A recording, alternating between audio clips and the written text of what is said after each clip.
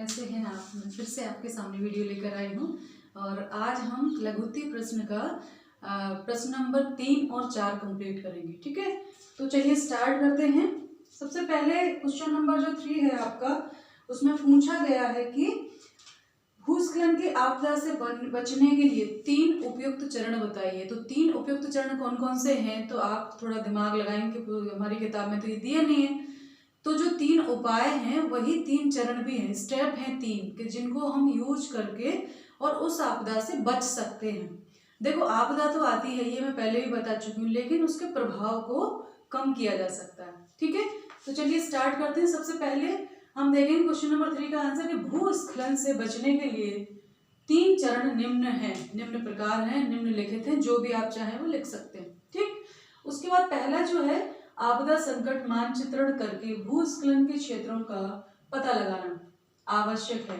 यानी सबसे पहले क्या करना है, मानचित्रण द्वारा ये पता लगाना आवश्यक है कि वो कौन कौन से क्षेत्र हैं जहां भूस्खलन सबसे ज्यादा आ सकता है ना, आता ही है। वो क्षेत्रों का पता लगा के, क्योंकि अगर हम ऐसे क्षेत्रों का पता लगा लेते हैं तो जिससे क्या होगा, जिससे बस्तियां बसाते समय इन क्षेत्रों से बच जा सकता है। यानी जब गांव बसाएं या कोई शहर बसाएं तो उन क्षेत्रों पर ना बसाया जाए, है ना, कोई भी निर्माण ऐसा उन जगहों पर ना किया जाए। ये बचा जा सकता है अगर हमें पूर्व में ज्ञात है कि ये क्षेत्र जो है वो भूस्खलन प्रभावित है। ठीक, अगला जो है, दूसरा जो उपाय हम क्या कर सकते हैं, दूसरा जो चरण है कि पहाड़ी ढालों पर प्राकृतिक वनस्पति को बढ़ावा दिया जाना चाहिए। ऊपरी भाग जो वनस्पति विहीन है वहां वृक्षारोपण द्वारा उन्हें वृक्षादित कर देना चाहिए। वृक्षादित यानी वृक्षों से आच्छादित कर देना चाहिए। अगर कहीं पर किसी क्षेत्र में पहाड़ी के ऊपरी ढालों पर अगर वृक्ष नहीं भी हैं तो वहां पौधारोपण करके, वृक्षारोपण करके वहां वृक्षारोपण किया जाना चाहिए, जिससे वृक्षों से आच्छादित अगर वो हो जाएगा क्षेत्र तो मिट्टी की पकड़ को मजबूत रखेगा और जो बहाव है पानी का वो एकदम से मिट्टी को नहीं काट पाएगा। ठीक है, तो ये 2 उपाय। तीसरा जो उपाय है वो क्या है कि हमें ऐसे मकान जब बनाए हम या कोई भवन बनाए तो इस बात का ध्यान रखें कि जो नियम है, ऐसी टेक्निक अब तो आ गई है, तो उन तकनीकों का प्रयोग करना चाहिए हमें, है ना, जिससे कि वो मजबूती के साथ खड़े रहें। तो तीसरा जो है वो है मजबूत बुनियाद के साथ नक्शे तैयार करना। तीसरा है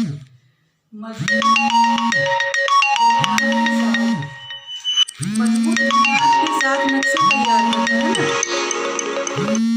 तो मजबूत बुनियाद के साथ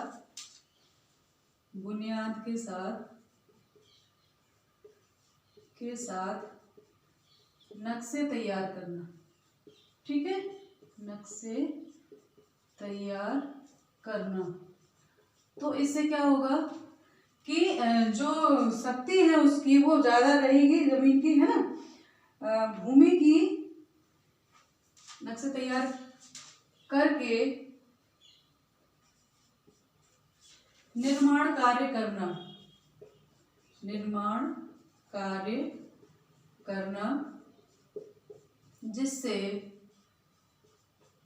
भूमि की संचलन शक्ति, यानी वो अंदर जो उसकी हलचलें होती हैं उस संचलन शक्ति को, भूमि की संचलन शक्ति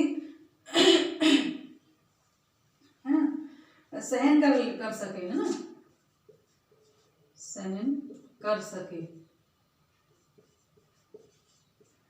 और उसके अलावा भूस्खलन से उत्पन्न दबाव को सहन कर सके, ना, और साथ ही भूमि के अंदर बिछाई जाने वाली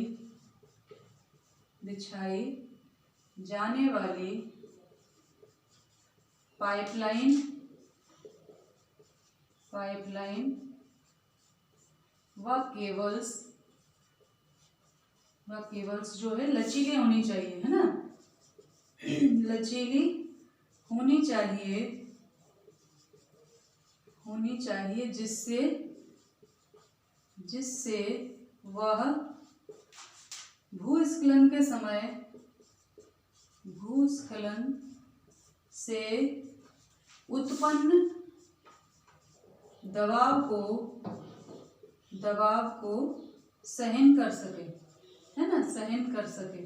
तो ये इस प्रकार से हमें मतलब जो हम मजबूत बुनियाद के साथ नए नक्शे तैयार करके जो है मकान या भवन का निर्माण करें, जिससे क्या होगा कि भूमि की जो संचलन शक्ति है उसे सहन वो कर सके, है ना, वो सहन करने की उनके अंदर शक्ति होगी, भूमि का संचलन तो होगा तो उससे जो दबाव होगा उसको सहन करने की शक्ति, ऐसी नींव ऐसी बुनियाद रख के नक्शे तैयार करके चीजें बनाई जानी चाहिए, है ना।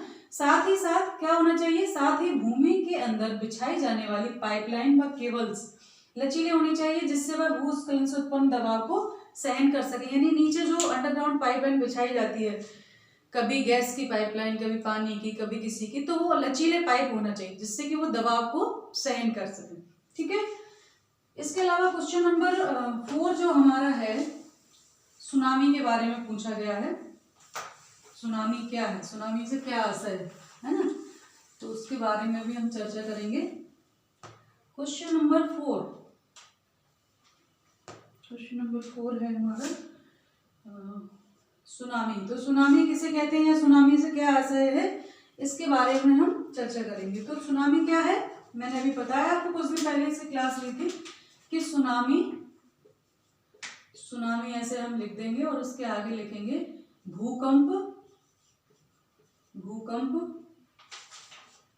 व ज्वालामुखी से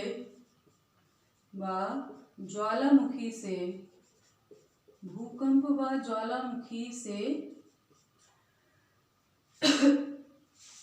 धरातल में अचानक हलचल पैदा होती है। धरातल में अचानक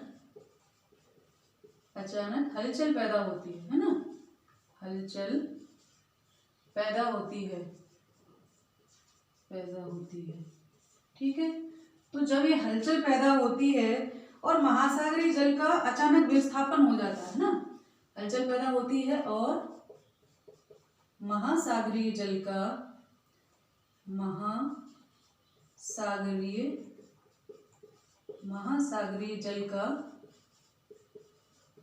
अचानक विस्थापन हो जाता है, है ना, विस्थापन हो जाता है, ठीक है।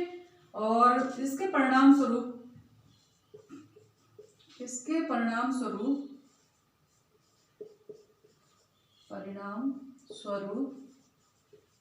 क्या होता है, इसके परिणाम स्वरूप समुद्री जल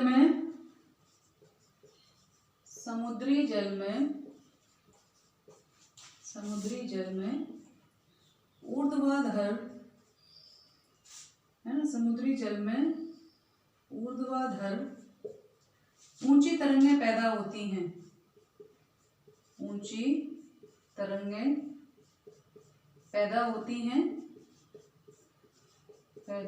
हैं, है ना। इन्हें सुनामी या समुद्री लहरें कहा जाता है, इन्हें सुनामी या समुद्री लहरें कहा जाता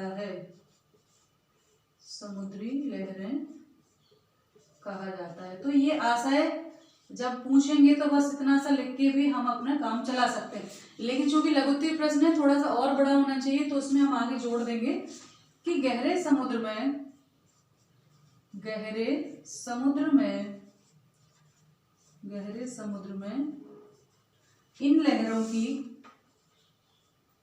इन लहरों की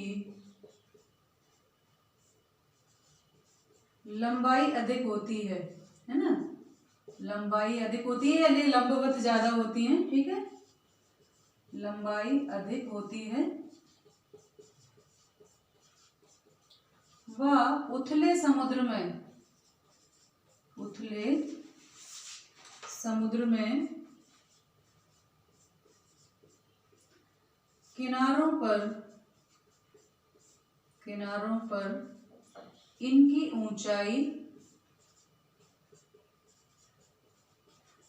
जो ऊंचाई जो है 15 मीटर तक रहती है, 15 मीटर तक देखी जा सकती है। अर्थात ये उथले समुद्र में जो है ज्यादा ऊंचे होते हैं ना, देखी जा सकती है। यानी ये जो तरंगें हैं मतलब सुनामी की बात करेंगे तो क्या है, भूकंप और ज्वालामुखी से धरातल में अचानक हलचल पैदा होती है और महासागरीय जल जो है अचानक विस्थापन हो जाता है। इसके परिणाम स्वरूप समुद्री जल में ऊर्ध्वाधर ऊंची तरंगें पैदा होती हैं। इन्हें सुनामी या समुद्री लहरें कहा जाता है। अगर पूछा जाता है सुनामी से क्या आशय है तो इनफ। लेकिन अगर चूंकि बड़ा प्रश्न है, थोड़ा सा लघुत्तरी है, तो हम इसमें और भी उसके बारे में जोड़ देंगे कि गहरे समुद्र में इन लहरों की लंबाई अधिक होती है व उथले समुद्र में किनारों पर इनकी ऊंचाई 15 मीटर तक देखी जा सकती है। अर्थात जो उथला समुद्र है, जहाँ कम पानी है, वहां इसकी ऊंचाई ज्यादा होती है और गहरे समुद्र में इनकी लंबाई लंबवत ज्यादा उठती है ना। तो ये सुनामी और इसके बारे में मैंने बताया। अगले वीडियो में आपको आगे और चलेंगे और प्रश्नों को हल करवाएंगे, तो ध्यान रखिए, पढ़ाई करते रहिए। नमस्ते सभी को, धन्यवाद।